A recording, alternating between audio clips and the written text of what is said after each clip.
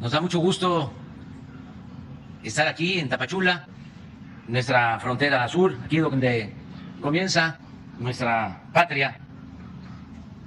Chiapas es un estado importante, fundamental en el desarrollo de nuestro país, con un pueblo bueno, trabajador, lleno de tradiciones, de costumbres, con una gran cultura.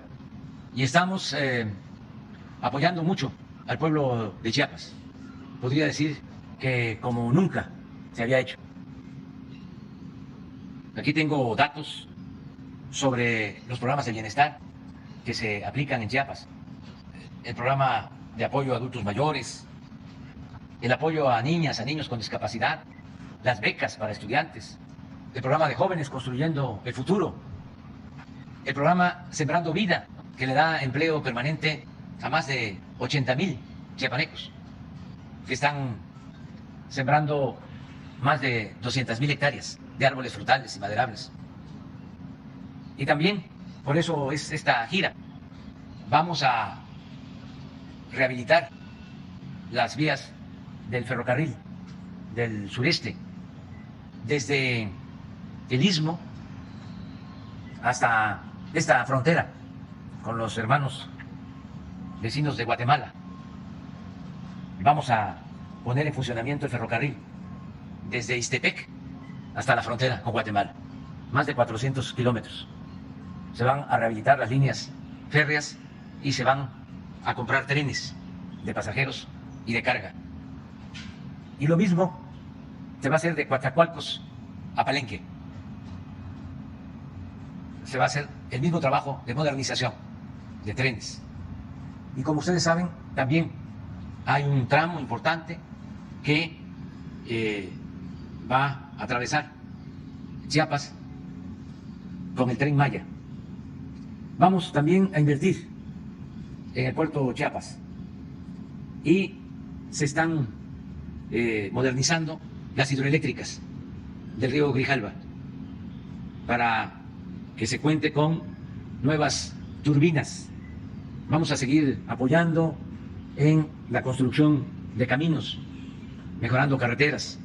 Estamos trabajando de manera coordinada con el gobierno de Chiapas, encabezado por Rutilio Escandón Cadenas. Estamos trabajando muy unidos con el gobierno del estado, con los gobiernos municipales. Y aprovecho también para informarles de que no van a haber aumentos de gasolinas, de diésel, en el precio de la luz. Ustedes lo están constatando aquí, en Tapachula. La gasolina se está vendiendo a 21 pesos litro. Esto no sucede en otros países.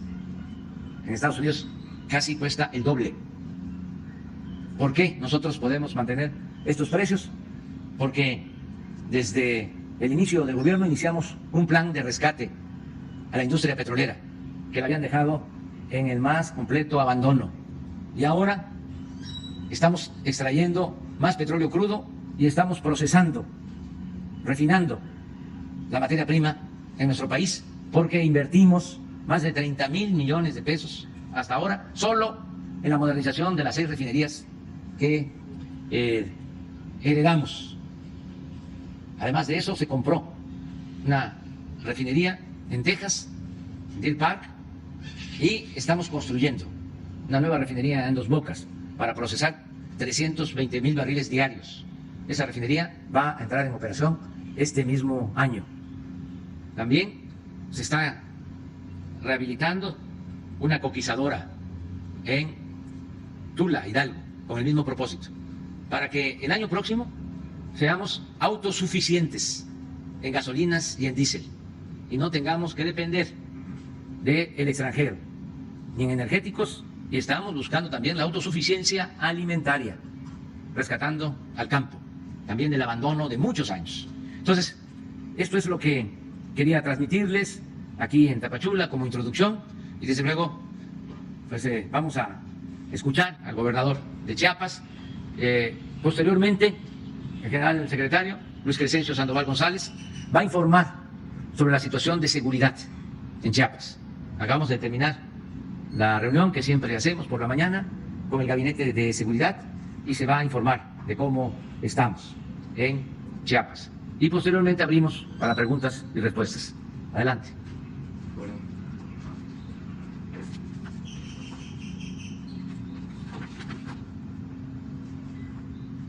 Con su permiso, señor presidente, muchas gracias.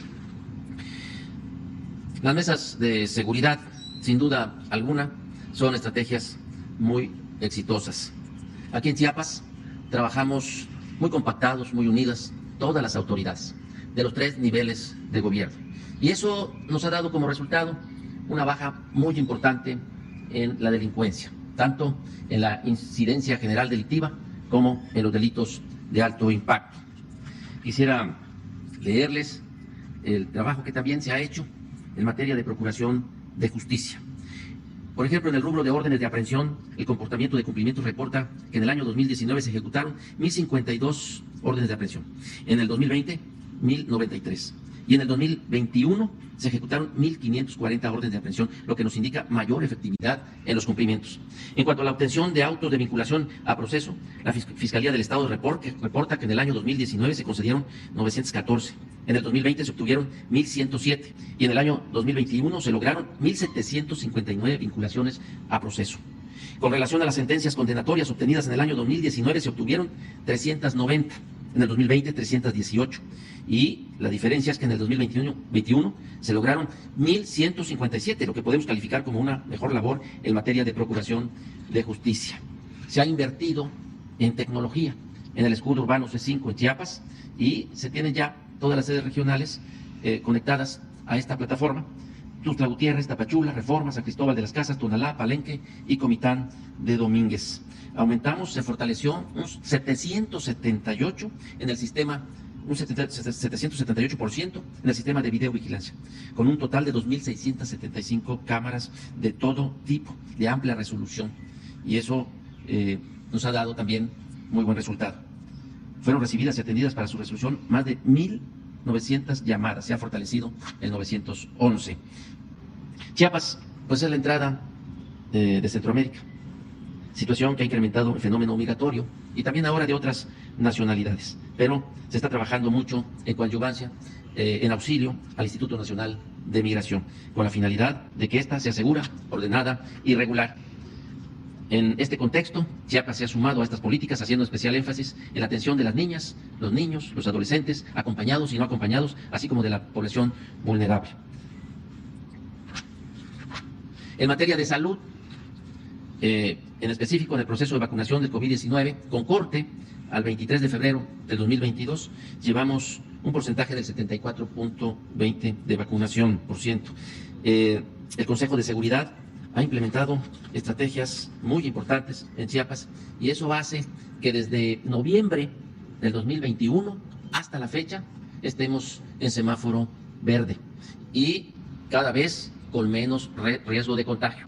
En Chiapas tenemos la tasa más baja de contagios, la mayor desocupación hospitalaria.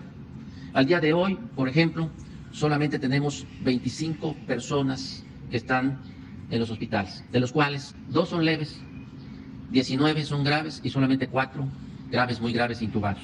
Y todos los días están recuperando su salud.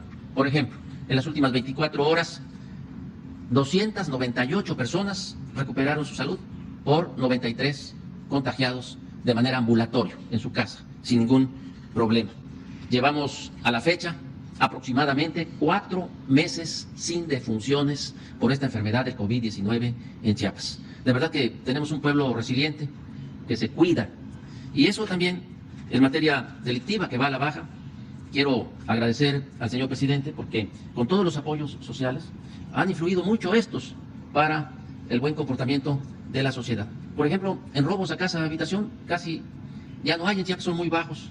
Se terminaron los asaltos en las carreteras. Ya tenemos la tasa más baja también en los robos a negocios.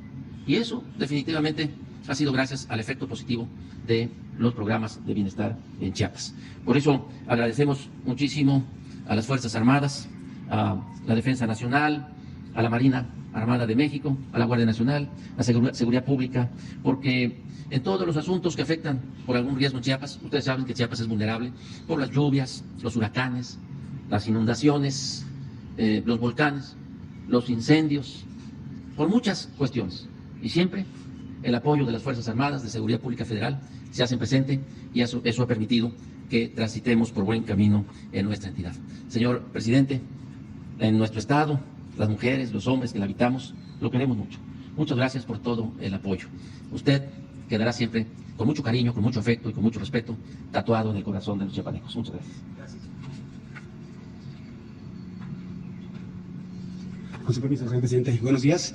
Vamos a informar sobre la situación de seguridad pública aquí en el estado de Chiapas. Adelante, por favor, con la presentación. Tenemos 124 municipios que conforman el estado, con más de 5.5 millones de habitantes. Se concentra el 21.5% de su población en tres ciudades, en tres municipios, Ocosingo, Tapachula y Tuxtla Gutiérrez, y la parte delictiva pues se concentra en estas áreas. En cuanto a la asistencia del señor gobernador a las mesas de seguridad, donde están todas las fuerzas estatales, federales, realizando el análisis de lo que sucede en el estado, ha participado en el 97% de ellas, 874 sesiones, solamente en un 3%, 25 ha tenido un representante. Y aquí la importancia, lo vamos a ver enseguida sobre la incidencia delictiva, la importancia de la presencia del gobernador en esta mesa para dirigir los esfuerzos conjuntos que se hacen para atender las acciones delictivas. Aquí vemos la incidencia, todos los delitos que presentamos están hacia la baja, es el trabajo conjunto, como ya mencionaba. Aquí tenemos el robo en transporte, tiene el 17 lugar, en secuestros el 25, en 26 están homicidios dolosos, extorsiones, trata de personas, en robo de vehículos el 30 lugar, en robo a casa de habitación el 32, y delitos de alto impacto, donde conjuga a todos los que mostramos, tiene el 29 lugar. Repito, es el trabajo coordinado que se desarrolla en el estado para atender la situación de seguridad. En robo a transportes, aquí lo vemos, enero es la última información que tenemos de conformidad a los números del Secretariado Ejecutivo del Sistema Nacional de Seguridad Pública. En robo tuvieron un solo evento en enero, el 17 lugar. La tendencia, como pueden ver aquí, tanto en la gráfica como aquí en el acumulado, es hacia la baja. El secuestro, no tuvieron eventos de esta naturaleza en enero, tienen el 25 lugar, también la tendencia se muestra hacia la baja. Homicidios dolosos, 28 eventos, 28 casos, homicidios dolosos, su tendencia hacia la baja, con 26 lugar a nivel nacional. Extorsión, 3 delitos, tendencia hacia la baja, 26 lugar, aquí lo vemos en el acumulado como va reduciéndose. Trata de personas, no tuvieron presente este delito en enero, tienen el 26 lugar y también su tendencia ha ido hacia la baja. Robo de vehículos, 71 en enero, 30 lugar a nivel nacional y de igual manera su tendencia hacia la baja. Robo a casa habitación, 11 eventos de robo en enero, 32 lugar y de igual forma que los demás delitos, una tendencia hacia la baja.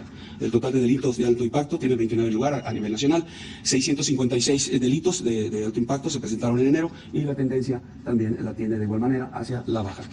En cantidad total de homicidios dolosos por entidad federativa en la presente administración, tienen el 22 lugar, con 1.440 homicidios dolosos, siendo la media nacional de 2.847. Estos homicidios dolosos por cada 100.000 habitantes ocupa el 26 lugar en el estado de Chiapas, la media es de 78. En cuanto a municipios con mayor incidencia delictiva, en cuanto a homicidios dolosos, robo de vehículos y narcomenudeo, aquí tenemos por importancia, en cuanto a más presencia de esos delitos, tenemos primero Tuxtla Gutiérrez, Tapachula, Palenque, San Cristóbal, Comitán de Domínguez, Chiapa de Corzo y Ocosingo. Estos 7 municipios de los 124 que tiene el estado agrupan al 55.4% de los delitos presentes.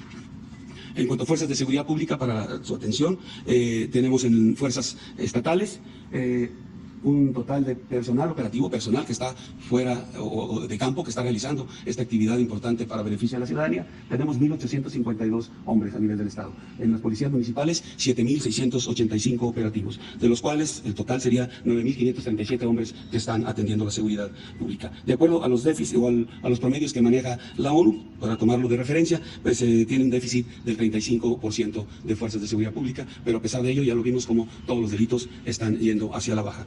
En cuanto a fuerzas de ejército, fuerza aérea, armada y guardia nacional, tenemos activos efectivos operativos, 7.831 elementos de ejército y fuerza aérea, 1.561 de armada y 3.438 de la guardia nacional, haciendo un total de 12.830 hombres, de los cuales, sumados a las fuerzas de seguridad del Estado y de los municipios, tienen un total general de 22.367 elementos que trabajan de manera coordinada, adelante por favor, en estas 11 coordinaciones de la Guardia Nacional, que son San Cristóbal de las Casas, Comitán de Domínguez, Las Margaritas, Ocosingo, Palenque, Pichucalco, Bochil, Tuxtla Gutiérrez, Villaflores, Tapachula y Tonalá. Son las 11 coordinaciones, y la coordinación estatal también, que juega un papel importante en estas acciones de seguridad pública.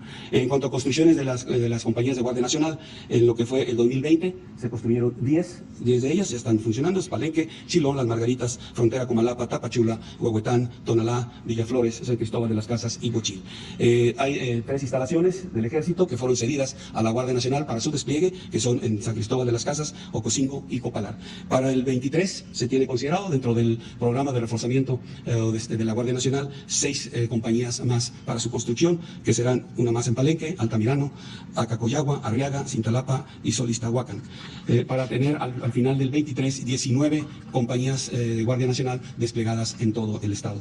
En cuanto a la asignación de recursos federales y estatales en materia de seguridad pública, para este año, en el Fondo de Aportaciones para la Seguridad Pública, el Estado recibe 354.8 millones de pesos, y en el fortalecimiento de los municipios y demarcaciones territoriales, 4.123.5 millones de pesos.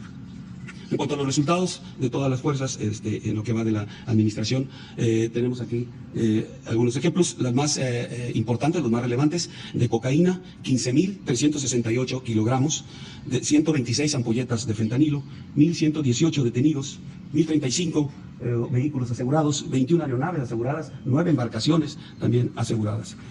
En cuanto a los resultados, motivos de alertamientos aéreos, trabajo de inteligencia aérea que se realiza dentro del Sistema Integral de Vigilancia Aérea de la Secretaría de la Defensa Nacional, también forma parte de la estrategia para el combate a los delitos. Aquí tenemos del día 13 de agosto del año pasado al 8 de marzo de este año, que es el periodo donde se reforzó la estrategia, donde se tomaron acciones para lograr una mayor cantidad de resultados. Se han detenido en este ámbito de inteligencia aérea 9 personas, 29.25 kilogramos de fentanilo, 5 vehículos. Se han realizado 3 trabajos de inteligencia de manera conjunta con los países de Centro y Sudamérica.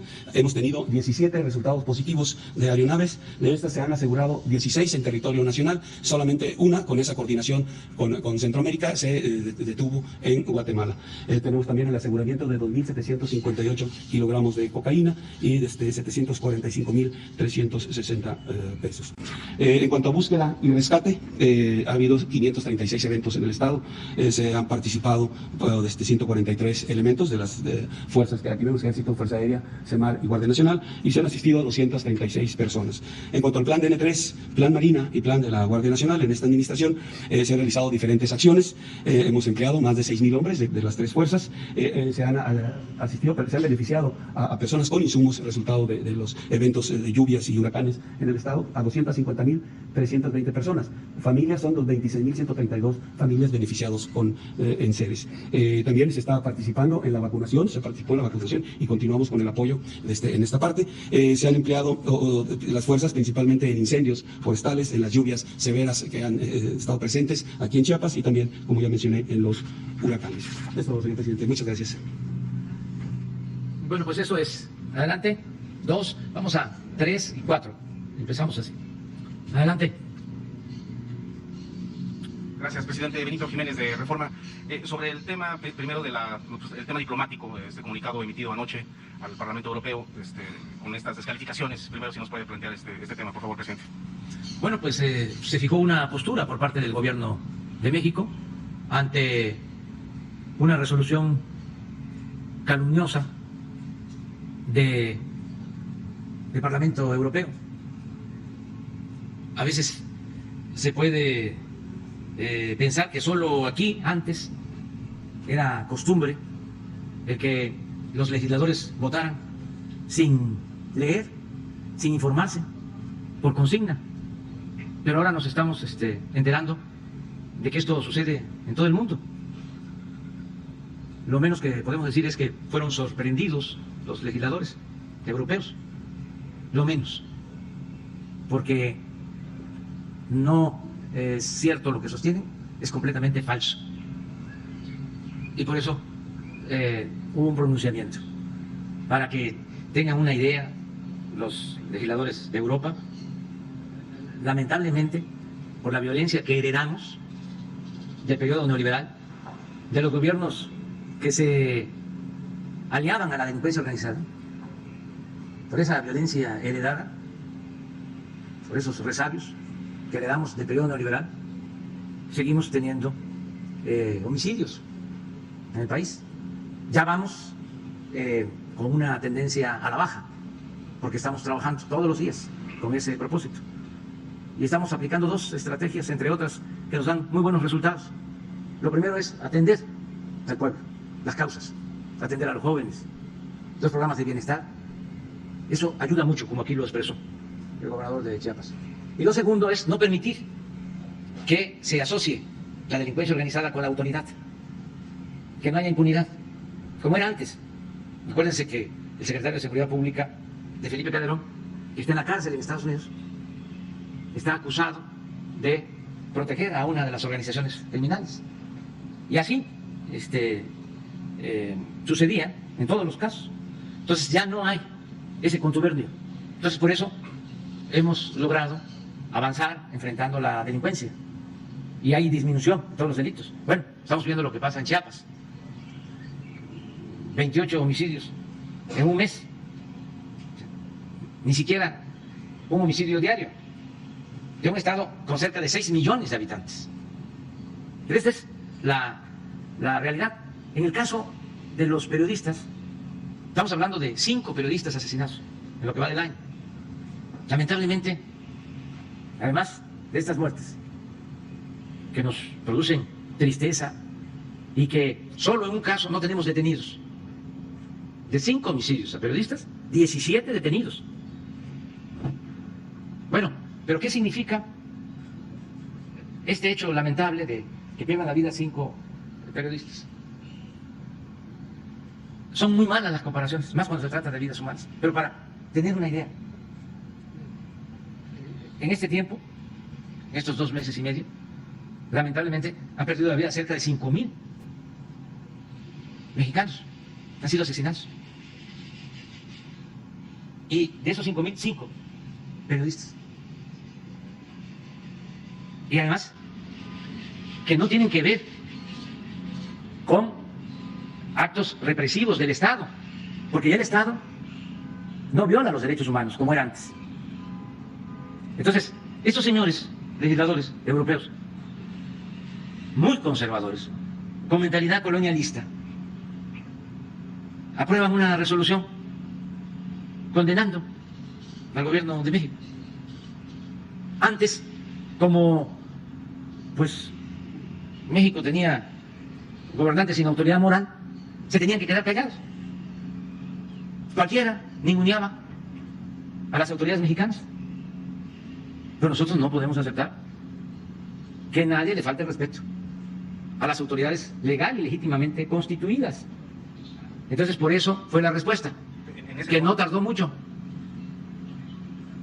Ayer mismo, nada más nos enteramos y se envió una respuesta para que la gente, porque si no se queda en los medios convencionales y no se sabe, porque todavía las mafias del poder controlan en México los medios de información, con honrosas excepciones, pero para que se sepa qué contestamos ante estas acusaciones sin fundamento, vamos a poner en pantalla el comunicado.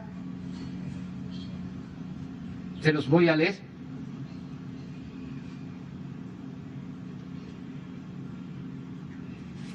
Comunicado del Gobierno de la República al Parlamento Europeo. A los diputados del Parlamento Europeo. Basta de corrupción, de mentiras y de hipocresía. Es lamentable, no se puede ampliar un poco porque no se ve bien, o es mi vista. Es lamentable, dice, que se sumen como borregos, y esto no es ningún insulto. Cuando me tocó ir al Parlamento inglés en Londres, que se ponen cara a cara, conservadores y liberales. Cuando está hablando un legislador, ya sea conservador o liberal, empiezan los opositores a decir, yo creo creo que eso es lo que significa, ¿no? Pero es lamentable, aquí en México sí sabemos, ¿verdad?, que es ser borregos. Es lamentable que se sumen como borregos a la estrategia reaccionaria y golpista del grupo corrupto que se opone a la Cuarta Transformación, impulsada por millones de mexicanos para enfrentar la monstruosa desigualdad y la violencia heredada por la política económica neoliberal que durante 36 años se impuso en nuestro país. Sepan, diputados europeos, que México ha dejado de ser tierra de conquista y como en muy pocas ocasiones en su historia se están haciendo valer los principios libertarios de igualdad y democracia. Aquí no se reprime a nadie, se respeta la libertad de expresión y el trabajo de los periodistas. El Estado no viola los derechos humanos como sucedía en gobiernos anteriores, cuando ustedes, los legisladores europeos, por cierto, guardaron silencio cómplice. México es un país pacifista que ha optado por la no violencia y somos partidarios del diálogo, no de la guerra. No enviamos armas a ningún país bajo ninguna circunstancia, como ustedes lo están haciendo ahora. Si estuviésemos en la situación que ustedes describen en su panfleto, el presidente de México no sería respaldado por los ciudadanos. Para la próxima, infórmense y lean bien las resoluciones que les presentan antes de emitir su voto. Y no olviden que ya no somos colonia de nadie. México es un país libre, independiente y soberano. Evolucionen, porque es mucho el atraso, es mucho pueblo el de Europa para tan pequeños políticos y gobernantes. Evolucionen, dejen atrás su manía injerencista disfrazada de buenas intenciones. Ustedes no son el gobierno mundial y no olviden lo que decía ese gigante de las Américas, el presidente Benito Juárez García. Entre los individuos como entre las naciones, el respeto al derecho ajeno es la paz. Ese es el comunicado. Hasta ayer Cancillería no estaba enterado de este comunicado. ¿Usted redactó este texto? En el viaje, con Jesús y otros compañeros. Y solo sobre el reclamo del Parlamento, ¿tienen ustedes registrados 5 asesinatos, no son 7? Sí, 5. 5. En total son 7 agresiones y 5 asesinatos. Okay, y de los 5 también, ya lo dije, pero vuelvo a subrayar, en 4 casos hay 17 detenidos. Vamos el jueves a informar. Incluso hoy mismo se va a dar a conocer un informe que también se les va a enviar a los diputados del Parlamento, que en el mejor de los casos puede uno pensar, y no hay que excluir esa posibilidad, de que no tengan información, como parece, y se dejan llevar por sus posturas muy conservadoras. Eso es otro asunto también muy lamentable, el predominio del conservadurismo y cómo los políticos, legisladores, medios de información en el mundo están al servicio de las grandes corporaciones empresariales, financieras,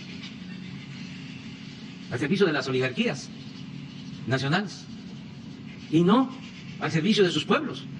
Por eso toman decisiones políticas contrarias a sus pueblos. Imagínense lo que es involucrarse y no poder evitar una guerra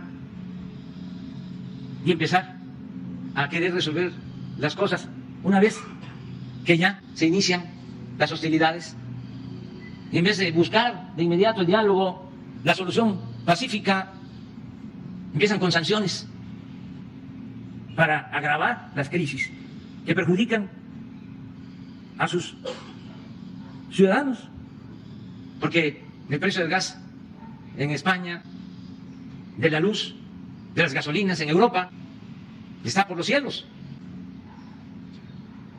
Nada más para que tengan una idea, ellos pagan de 10 a 15 veces más por el suministro de energía eléctrica. Una familia española está pagando 10 o 15 veces más que lo que paga una familia en México por el servicio de energía eléctrica, por el recibo de luz. Entonces, ¿quiénes provocan esto? Malos políticos, legisladores, gobernantes. Eso no tiene nada que ver con sus pueblos. Son pueblos extraordinarios que merecen un mejor destino. Pero bueno, es parte de la crisis mundial que se está padeciendo. Nada más que nosotros no podemos permitir que nos falten el respeto. Gracias, presidente. Si nos puede informar en el tema de violencia, el caso de Michoacán en Aguililla, con el edil y con lo de San Juan para Angaricutiro, ¿qué está sucediendo en esta zona aguacatera? Y pues en estamos atendiendo el problema, les decía, de los homicidios. Y se ha ido avanzando. No es ya un asunto nacional. Aquí lo estamos viendo en Chiapas, con los datos. A ver si no ponen lo de homicidios en Chiapas, de acuerdo a la información que presentó el general, porque eso ayuda mucho a entender. Tenemos que contextualizar, tenemos que conocer antecedentes, no generalizar. Esto es Chiapas en enero, decía yo, 28 homicidios.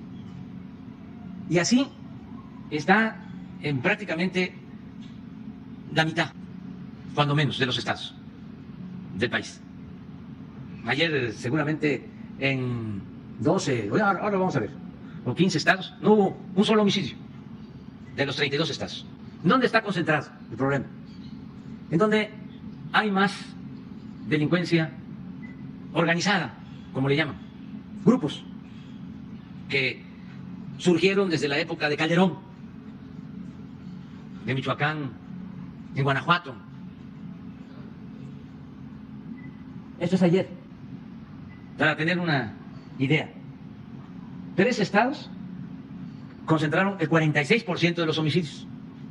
Ayer se registraron 72 homicidios en el país. En 3 estados, 46%. En 2 estados no hubieron homicidios. Esto es importante porque el sensacionalismo conservador quiere crear un ambiente de que en México impera la violencia.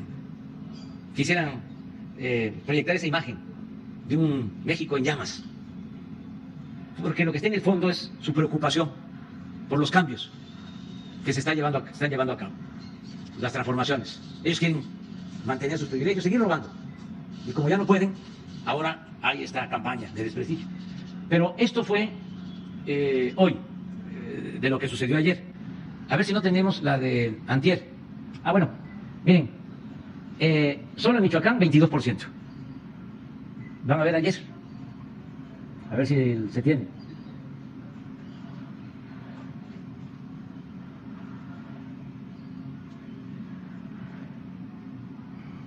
La misma, pero de lo sucedido antier. Lo que quiero es subrayar que estamos teniendo más problemas en 2 estados. Este es antier, 84. Y miren, vuelve a estar Guanajuato. Ahí no está Michoacán, está en el 5º, pero Guanajuato trae el 21%. Y 3 estados sin homicidio. Entonces, en 5 o 6 estados se concentra el 50% de los homicidios. De estos homicidios, casi el 80% tienen que ver con el crimen organizado. Ya son enfrentamientos. ¿Qué estamos haciendo? Como comentaba, atendiendo las causas. Ahí donde lamentablemente asesinaron ayer, y aprovecho para enviar mi pésame a sus familiares y a sus amigos y a toda la gente de Aguililla, donde asesinaron al presidente municipal.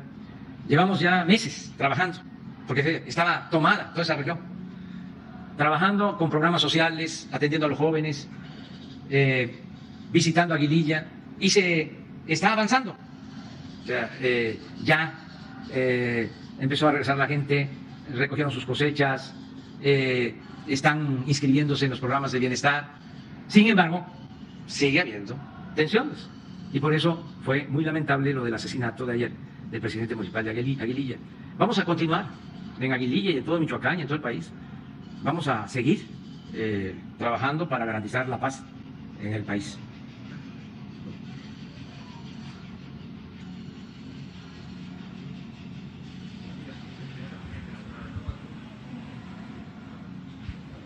Buenos días, presidente Néstor Jiménez de La Jornada. Aprovechando que su gira comienza en esta ciudad de Tapachula, que se ha caracterizado por esta temática del flujo migratorio que se ha incrementado en los últimos años, quería preguntarle, por un lado, está esta propuesta que ya ha comentado en varias ocasiones de atender las causas que han originado la migración. La propuesta, pues al parecer ha tenido una buena aceptación desde distintos gobiernos, tanto centroamericanos como varias autoridades de Estados Unidos, y ha tenido también aceptación por parte de organizaciones que han coincidido que efectivamente este sería el tema de fondo y que se tiene que tomar a largo plazo. Pero al mismo tiempo, mientras esto se concreta, sigue el tema aquí en Tapachula. este flujo migratorio que se incrementa y que, a decir prácticamente de manera unánime de todas las organizaciones, es ya una crisis desde hace tiempo y que se ha mantenido varios meses de esta forma, porque por un lado pues señalan que todos los servicios de atención para ellos e incluso para los habitantes de la ciudad se han colapsado en algún momento en distintos rubros.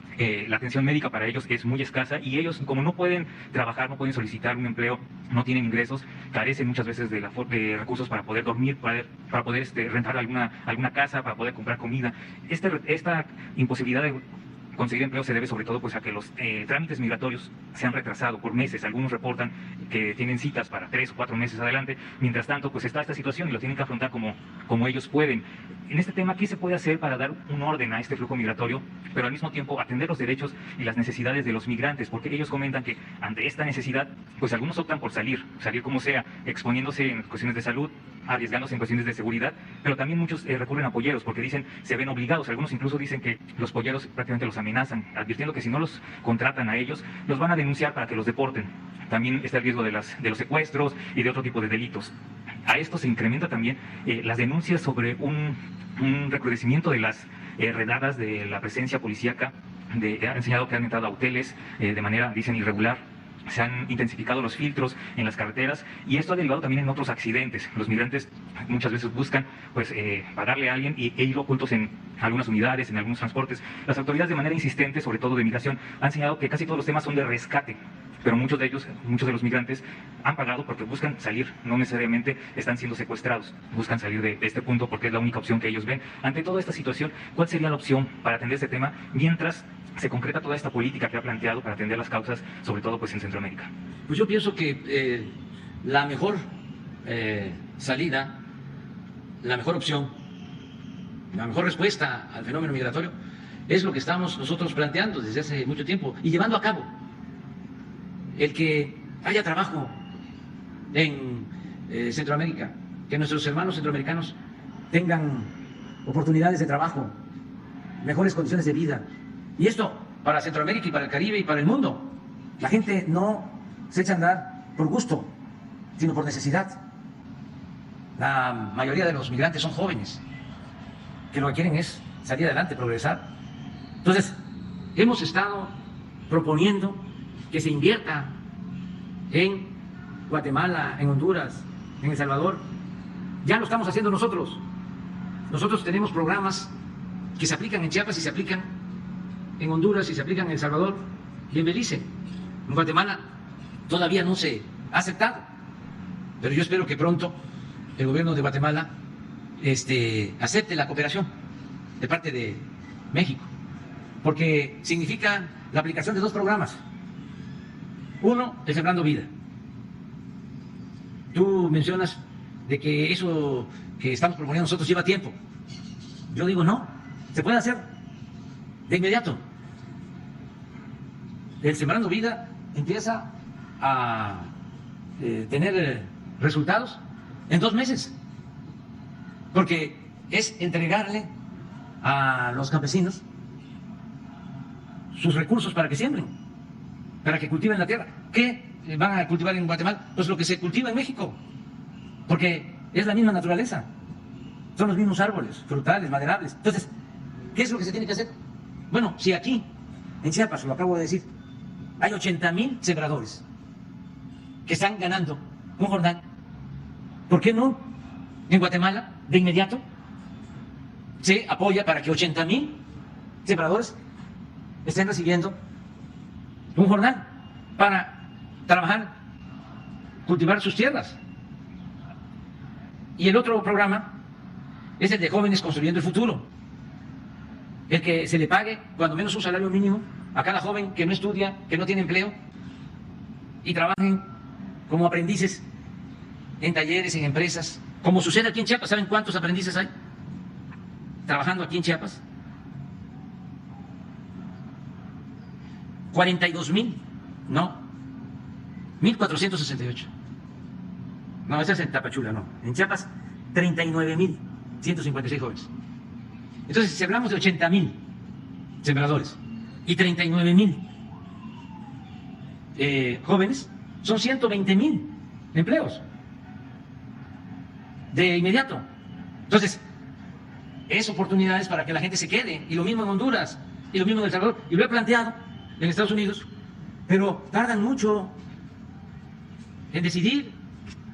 Lo otro que les he propuesto es que el que se inscriba en estos programas, pasado un tiempo, tenga ya el derecho a recibir una visa de trabajo temporal.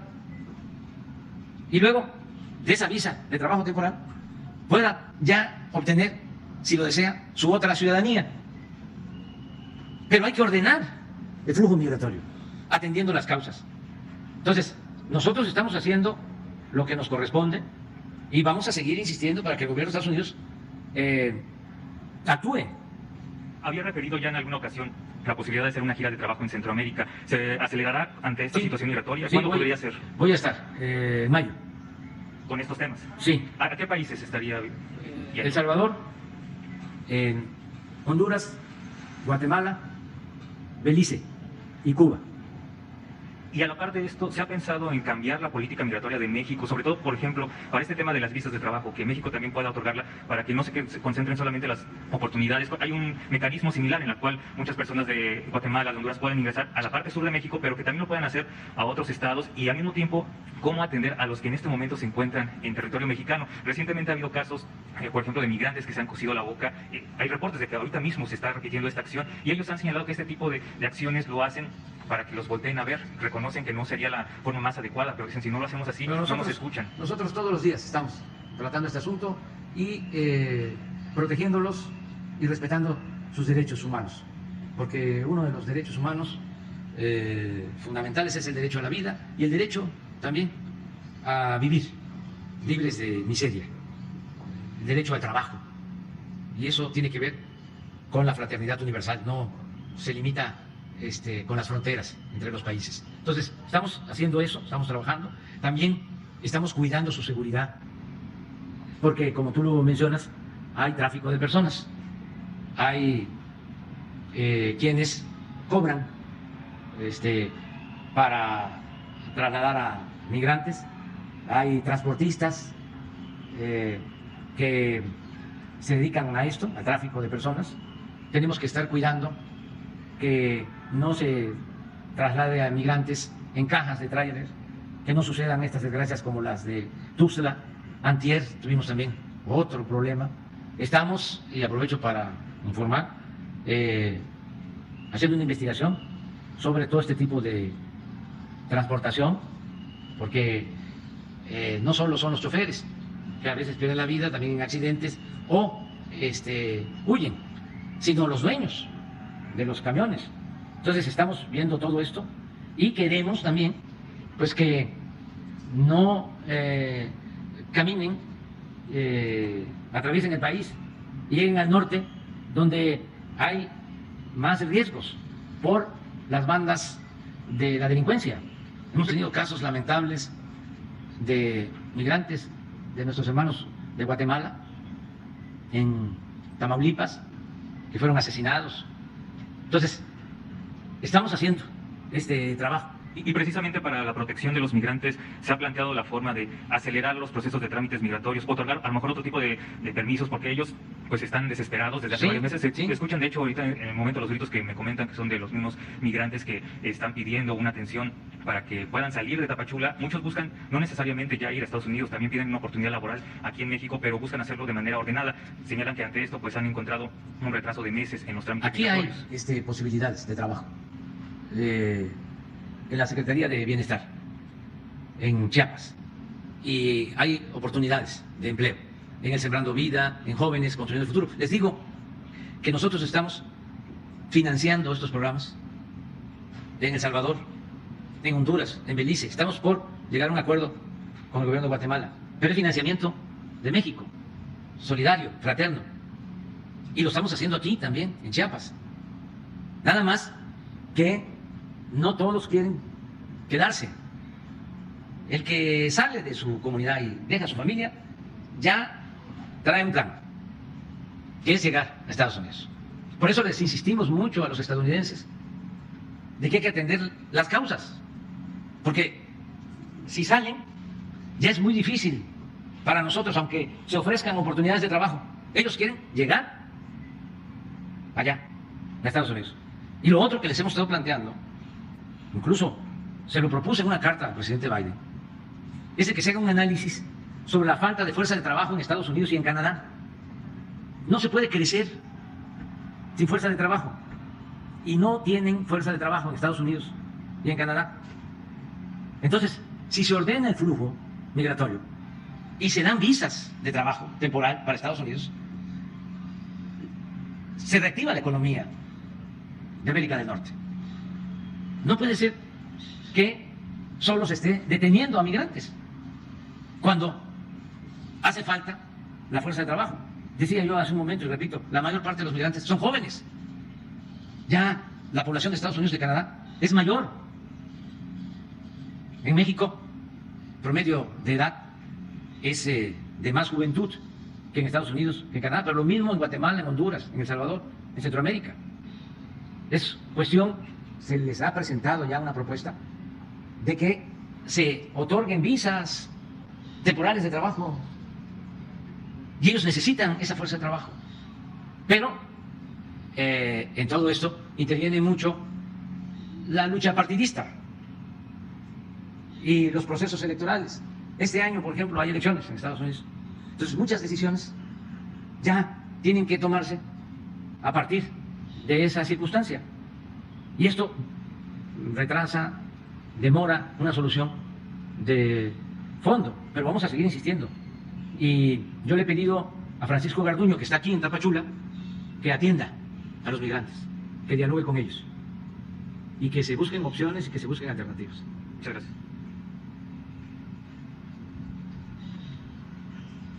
¿Quién sigue?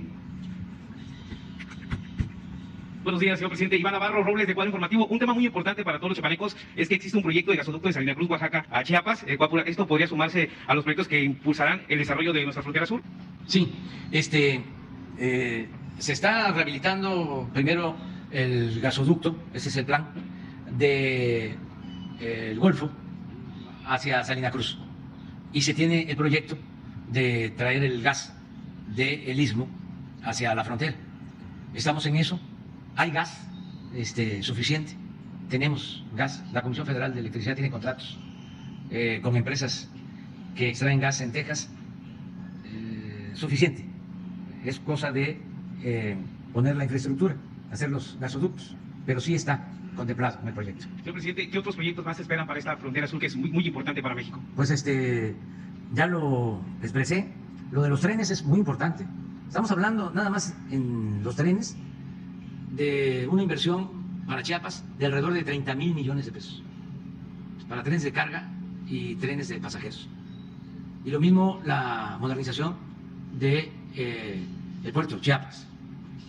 Y vamos a seguir ayudando en infraestructura y en todo lo que permita seguir desarrollando a Chiapas, que en los últimos tiempos ya ha registrado un crecimiento económico como no sucedía anteriormente. Entonces, va Chiapas saliendo adelante y vamos a seguir cuidando esta frontera. Aquí tomamos una decisión que yo creo que no se ha olvidado. Toda esta frontera tiene un trato especial en lo fiscal, igual que la frontera norte. Aquí se paga la mitad del impuesto sobre la renta y la mitad del IVA en toda la franja fronteriza. Lo mismo en el caso de los combustibles. Y vamos a seguir ayudando, vamos a seguir apoyando. Lo que se está haciendo en la frontera norte corresponde igual a la frontera sur. Vamos a seguir invirtiendo. Muchas gracias, señor presidente. ¿Quién sigue? Procurando que... ¿sí? Cristian Camacho para Fáctico Periodismo Digital. El paso interoceánico entre el Golfo de México y el Océano Pacífico se ha buscado desde el periodo de la colonia. Agustín de Iturbide lo intentó en algún momento, Antonio López de Santa Anna, el primer gobernador del estado de Chiapas, José de Rojas, también lo intentó. Sin embargo, hasta el porfiriato es que empiezan estos trenes a funcionar, pero las carreteras y posteriormente el desarme de Ernesto Zedillo Ponce de León tiraron abajo el proyecto ferrocarrilero. ¿Considera usted que será el primer político mexicano en poder concretar de manera exitosa el corredor comercial interoceánico entre el Golfo de México y el Océano Pacífico, y por qué? Bueno, pues ya iniciamos ese programa y hemos avanzado. Ya se está trabajando en la modernización de los dos puertos, el de Coatzacoalcos y el de Salina Cruz. En el caso de Salina Cruz, se está haciendo un rompeolas de cerca de 2 kilómetros mar adentro para ampliar el puerto. Estamos al mismo tiempo modernizando la carretera de Salina Cruz a Cayucan. Estamos ya con un avance como del 65% en la modernización del tren, del Istmo. Tenemos 5 tramos abiertos ahí y se va avanzando ya en 1 o 2 tramos, ya estamos como más del 90% de avance. Y lo más importante es que se logró ya el presupuesto con el fideicomiso de aduanas para modernizar las 2 vías de Coatzacoalcos a Palenque, que se nos estaba quedando, y de Ixtepec a Hidalgo, acá a la frontera. Eso va a ayudar mucho y es inversión. Entonces, sí vamos a hacer realidad ese antiguo proyecto, porque es un corredor estratégico, son 300 kilómetros para unir el Pacífico con el Atlántico y sobre todo para abrir al comercio la costa este de Estados Unidos, porque no tenemos mucha relación económica comercial con la costa este de Estados Unidos. Toda nuestra relación comercial, que por cierto es favorable a México, la tenemos con California. Entonces, si resolvemos lo del corredor, vamos a poder unir a países de Asia con la costa este de Estados Unidos y los productos de México, porque este corredor del Istmo implica, y ya tenemos los terrenos para 10 parques industriales a todo lo largo del corredor. Esto va a significar empleos, también con el mismo propósito de que la gente tenga opciones y que no tenga que caminar hacia el norte. Son como cortinas de desarrollo. Entonces, esto va a ayudar mucho. Acabo de estar hace relativamente poco en Coatzacoalcos y ya hay unos barcos, 2 hasta ahora, muy grandes, que trasladan vagones de ferrocarril. Suben al barco de las vías férreas, suben 70 vagones y de Coatzacoalcos los llevan a Alabama, Estados Unidos, y ahí bajan el tren. Eso va a ayudar mucho, el garantizar el transporte. La única limitación que tenemos, en lo que a mí corresponde, es el tiempo. Por eso tengo que seguir trabajando 16 horas diarias, porque no queremos que se quede nada en proceso. Que la modernización del ferrocarril de Ixtepec a Tapachula quede terminada para finales del año próximo. Esto significa reparar todas las vías, todos los puentes, significa la compra de trenes y dejar operando el ferrocarril. Y lo mismo los puertos. Para que no se quede en proceso y luego no se haga. También les informo que todo este plan del Istmo, que incluye Chiapas, en puertos y en ferrocarril, el desarrollo industrial, todo va a estar a cargo de la Secretaría de Marina. Así como el Tren Maya y el nuevo aeropuerto que se va a inaugurar, Felipe Ángeles, y el aeropuerto de Tulum, y el aeropuerto de Palenque y el aeropuerto de Chetumal, van a estar manejados por una empresa vinculada a la Secretaría de la Defensa. Todo el proyecto del Istmo y de Chiapas va a estar manejado por una empresa dependiendo de la Secretaría de Marina. Se va a hacer también la empresa, ya están ellos trabajando en eso, porque todo esto tiene que ir acompañado también de la seguridad. Y sobre todo lo que queremos es que todas estas obras con el tiempo no se privaticen. Fue un milagro que no hayan privatizado las líneas del ferrocarril del sureste. Del Istmo hacia el norte no dejaron nada. Más de 20,000 kilómetros de vías férreas. Cuando me enteré que el ferrocarril del Istmo y el del sureste no los habían concesionado, me puse muy alegre. Porque ¿qué hicieron estos? Como tú bien lo señalas, en el gobierno de Zedillo privatizaron los ferrocarriles. Fue tan vergonzoso que entregaron todos los ferrocarriles, se acabaron los ferrocarriles, los trenes de pasajeros, quedaron solo los de carga, los entregaron a 2 empresas, más de 20,000 kilómetros, y una de esas empresas se llevó a trabajar a Zedillo. Una vergüenza. Entonces, como estas líneas no se concesionaron porque no les importaba, lo he dicho muchas veces, el sureste ni siquiera para robar, nos volteaban a ver al sureste. Todo era al centro y al norte. Entonces ahora es distinto. Es el tiempo, es la hora del sureste. Es para Chiapas, es para Veracruz, para Oaxaca, Tabasco, Campeche, Yucatán, Quintana Roo, que han aportado muchísimo al desarrollo nacional y han recibido muy poco. Entonces, eso es lo que puedo comentarte. Una última pregunta. En Chiapas, el magisterio, por medio de la sección 7, los consejos técnicos escolares están aplicando un programa de ellos que se llama Programa Alternativo Democrático y están ignorando los contenidos y la didáctica y la metodología de la Secretaría de Educación Pública. Ellos mencionan que alrededor del 50% del magisterio en Chiapas está aplicando este programa alterno. ¿Qué está haciendo la Federación o el Estado en relación a este tema? Bueno, no tenía yo información sobre esto. Es hasta ahora que lo escucho, lo voy a revisar. Sí estamos procurando que los contenidos educativos se ajusten a la realidad de cada región del país, porque México es un mosaico cultural. No puede haber un libro de texto que se aplique por igual en todo el país. Las costumbres, las tradiciones, las culturas, ¿no?, de México nos dan una diversidad cultural que debe de tomarse en cuenta. ¿Sí? Además, no es lo mismo la ciudad que el campo. Tiene que contemplarse, ¿no?, lo regional, lo cultural, pero sí tienen que ser contenidos acorde con una enseñanza humanística, de dimensión social y también técnica y científica. Entonces hay que ver de qué se trata, ¿no? Nosotros estamos trabajando en educación en 4 acciones. Una, la atención a los maestros y a las maestras, que fueron muy maltratados. Esto nos ha permitido tener buenas relaciones con ellos, con todos los maestros, maestras, y vamos a seguir apoyando en todo al magisterio. Lo segundo son los contenidos educativos. Se están revisando todos los contenidos para los libros de texto. Lo tercero son las becas.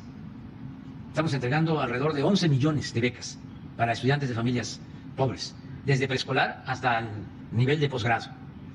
11 millones de becas. Y otra acción que es muy importante es el programa La Escuela es Nuestra. Nada más aquí en Chiapas, fíjense, de este programa.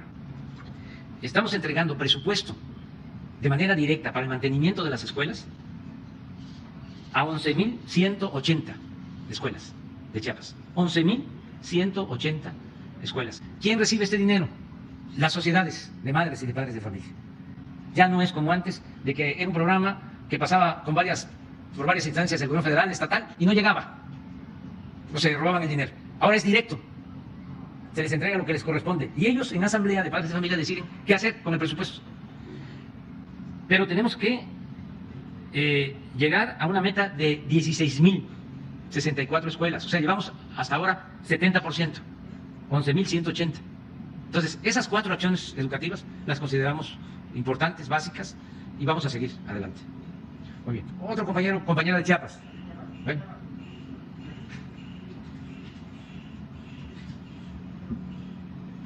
Señor presidente, muy buenos días. Eduardo Gómez, Lalo Gómez de Sin Anestesia Radio TV.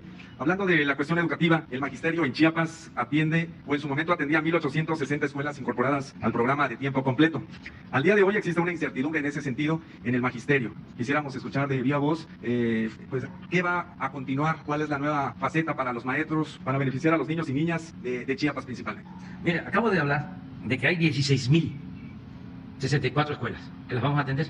Ya estamos en 11.180, 70%.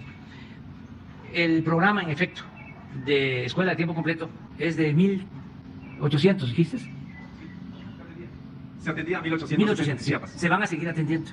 Nada más que ya con este método. Van a ser las sociedades de padres de familia los que van a manejar el presupuesto. Se les va a entregar. Primero, porque, qué bien que lo plantees, porque no es un programa universal. Estamos hablando de 1.800 de 16.000 escuelas. Entonces queremos ver por qué esas 1.800. Estamos haciendo una evaluación para que sea real, que verdaderamente sean escuelas de tiempo completo y se den los alimentos, que no estén cobrando maestros que no trabajan el tiempo completo. Porque muchos de estos programas antes los creaban para beneficiar a organizaciones sociales, campesinas, organizaciones de la llamada sociedad civil, organizaciones no gubernamentales, muchos de los que tienen que ver con el movimiento migrante son financiados por organizaciones internacionales y forman parte de grupos de la llamada sociedad civil. Entonces, hay mucha intermediación. Entonces, nosotros lo que estamos buscando es que el apoyo se entregue de manera directa. Por ejemplo, a Antorcha Campesina, nada más la Secretaría de Bienestar, ¿cómo se llamaba antes? Desarrollo Social, le entregaba 10,000 millones de pesos al año. Entonces, ya no queremos esa triangulación. Queremos que sea directo, porque si no, no llega.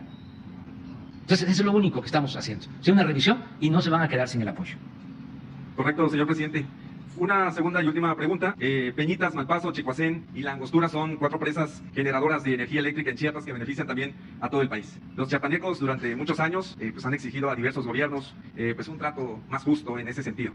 Localidades como Puerto Madero llegan a pagar más de 10,000 pesos y únicamente tienen un refrigerador, 2 o 3 focos. La gente pues se ha cansado de esas tarifas y bueno, siempre se sigue preguntando. Chiapas tiene mucha energía eléctrica, 4 presas muy importantes, una de ellas la más grande del país o una de las más grandes. En ese sentido, ¿qué le decimos a toda la gente de este estado en cuanto a una tarifa más justa? Pues que vamos a seguir procurando que las tarifas sean justas, que no haya esas tarifas de 3,000 pesos, porque el promedio es de 250 pesos para una casa de una familia del sector popular, 250, 300 pesos bimestrales, el promedio. Hablaba yo de lo que cuesta la energía eléctrica en Europa. Si aquí pagamos 300, allá tienen que pagar 4,000 al bimestre.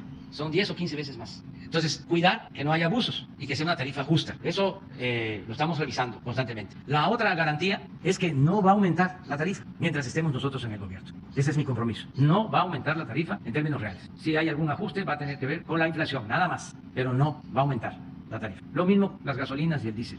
Y en cuanto a la aportación de Chiapas, pues, es importantísimo el que aquí haya estas 4 hidroeléctricas. Estamos luchando porque se hicieron estas 4 hidroeléctricas que tienen cada una en promedio 6 turbinas.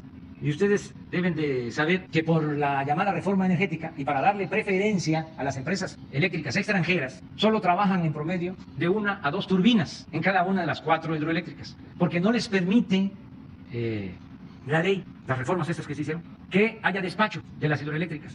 No están consideradas como plantas que generen energía limpia. Fíjense esos absurdos, cuando todos sabemos que la energía que se produce con agua es limpia y es barata, es renovable. ¿Pero por qué hicieron todo esto? Para beneficiar a las empresas extranjeras. Pues por eso es lo de los diputados europeos. Porque venían las empresas como Iberdrola y primero tienen que despachar a esas empresas y con subsidio. Y las hidroeléctricas subutilizadas o paradas, solo las echan a andar en horarios de mayor demanda de energía, en los tiempos picos, como respaldo, porque no siempre hay sol ni siempre hay viento, porque ellos inventaron de que había que apostar solo a energías limpias, a la energía eólica. Sí, nada más que eso no es constante. En cambio, una hidroeléctrica se echa a andar en 1 hora y pueden estar las 4 o 6 turbinas trabajando. Entonces estamos por eso impulsando la reforma eléctrica con ese propósito. Mañana voy a Peñitas porque se están modernizando las hidroeléctricas y voy precisamente a supervisar ese trabajo. Es lo que puedo informar. Muy buenos días, señor presidente. Pablo de León, de Máxima Radio y La Barra TV. Luego que las estadísticas tienden a la baja respecto al COVID-19 a nivel nacional y en Chiapas, y tomando en cuenta que uno de los sectores que más fueron golpeados en los últimos 2 años fue el turismo, en los últimos años de su mandato, los 2 años y medio que le quedan de su gobierno, ¿qué estrategias estarían implementando para poder reactivar este sector en la costa de Chiapas, ya que en nuestro estado y en la costa en los últimos años se han ido abriendo paso algunos municipios que antes no figuraban en el mapa turístico de este estado? Un ejemplo claro es Unión Juárez, que ya lo ha visitado 2 veces usted, Cacahuatán también, a través de miradores, de cascadas naturales, lugares que se han ido dando a conocer a nivel estatal, nacional e internacional. Tomando en cuenta también que Jóvenes Construyendo el Futuro ha sido una válvula de escape para muchos emprendedores o negocios, subsidiando el salario de los mismos trabajadores de las empresas o de la iniciativa privada. ¿Qué se tiene contemplado para estos 2 años y medio que le resta a su gobierno para poder marcar a Chiapas como un verdadero punto turístico a nivel mundial? Pues ha estado creciendo el turismo en Chiapas. Tenemos planes para lo que es el norte de Chiapas, desde luego toda la región de Palenque, las zonas arqueológicas del mundo maya, Toniná, Yaxchilán, Bonampak, Palenque, que pertenecen a Chiapas. Estamos acá promoviendo también el turismo. Lo del puerto de Chiapas va a ayudar, lo del ferrocarril va a ayudar mucho. Yo sueño con ver otra vez el ferrocarril de pasajeros en el Soconusco y en todo Chiapas. Sueño con eso. el ferrocarril de carga y de pasajeros, con conexión hasta Coatzacoalcos y a Palenque por tren y a Cancún. Entonces, eso va a ayudar mucho. Estamos trabajando con el gobierno del Estado para que funcionen bien los aeropuertos. El aeropuerto de Tapachula, que está concesionado, le pedimos al concesionario que lo remodelara. No sé si ha avanzado en eso. 2 que 3. Bueno, aprovecho para hacer el llamado a Chico Pardo, que es el que tiene la concesión, porque tuve el informe de que habían hasta baches en la pista. Entonces, ojalá y lo tenga en buen estado. No tenemos intención de revocarle la concesión. Lo que queremos es que lo arregle, como lo merece Tapachula. Además, es un aeropuerto pues estratégico. Celebro que Volari viaje a Tapachula. No sé si otras líneas, pero yo ayer me trasladé en Volari. Y Aeroméxico también, y viva Aerobús. Entonces, sí, entonces lo del aeropuerto es muy importante. El mantenimiento de las carreteras. Hay un contrato que se tiene para garantizar el mantenimiento de la carretera desde Arriaga hasta Tapachula, hasta la frontera. Estamos pagando anualmente mantenimiento a una empresa para que la carretera siempre esté en buen estado. Esto que lo sepan, ¿no? Acá en la frontera se paga el mantenimiento para que no esté en mal estado la carretera. Y vamos a seguir apoyando. Es muy importante también la seguridad, porque no hay turismo si no hay seguridad. Aquí ya se habló de van a ser como 10 cuarteles de la Guardia Nacional en Chiapas. 19 en Chiapas, cuarteles. ¿Cuántos tenemos? 13. Aquí hay uno, ¿no? Tapachula. Entonces, en Cacahuatán no hay, ¿no? Ah, en Huehuetán. Sí, entonces eso también es importante. Y la verdad, yo invito a todos los mexicanos a conocer Chiapas. Aquí donde no me escuchan, aquí donde no me ven, lo voy a decir, no quiero que haya celos ni sentimientos, no quiero herir susceptibilidades. Pero Chiapas es el estado más bello de México. Ya nos vamos. Ya nos vamos.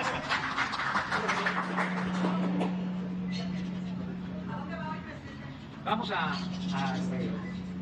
Puerto Chiapas y Arriaga. No, por cierto. ¿Tendrá recorrido en la zona fronteriza, presidente? ¿Tendrá recorrido en la zona fronteriza para ver el tema migratorio? Vamos al puerto Chiapas, vamos a ver un vivero de la Secretaría de la Defensa, porque estamos produciendo plantas. Ese vivero es muy importante.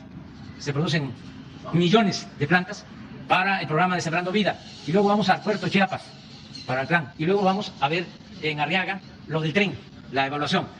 Y dormimos en Tuxtla, mañana a Peñitas, y vamos a supervisar una carretera que va a unir con menos tiempo a Tabasco con Tuxtla, a Villahermosa con Tuxtla y también a Veracruz. Va a haber una reunión con los 3 gobernadores, va a estar el gobernador de Tabasco, el gobernador de Chiapas y el gobernador de Veracruz en Estación Chontalpa, por ahí. Es en la carretera un entronque que nos hace falta para ahorrar tiempo. Y voy a seguir viniendo a Chiapas. Oye, el Maya va muy bien y vamos a estarlo inaugurando en diciembre del año próximo, el tren Maya. O sea, sí, diciembre. Miren, tenemos el apoyo de los ingenieros militares.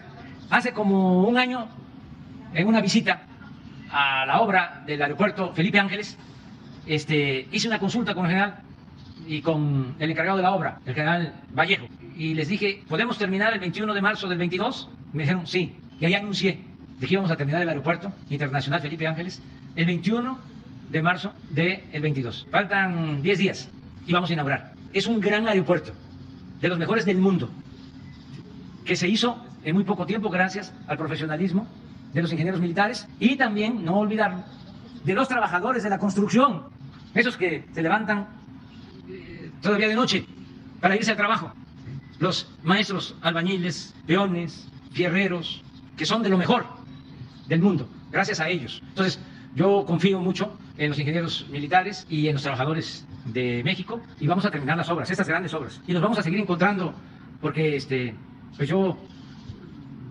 vivo en Chiapas y voy a seguir viviendo en Chiapas.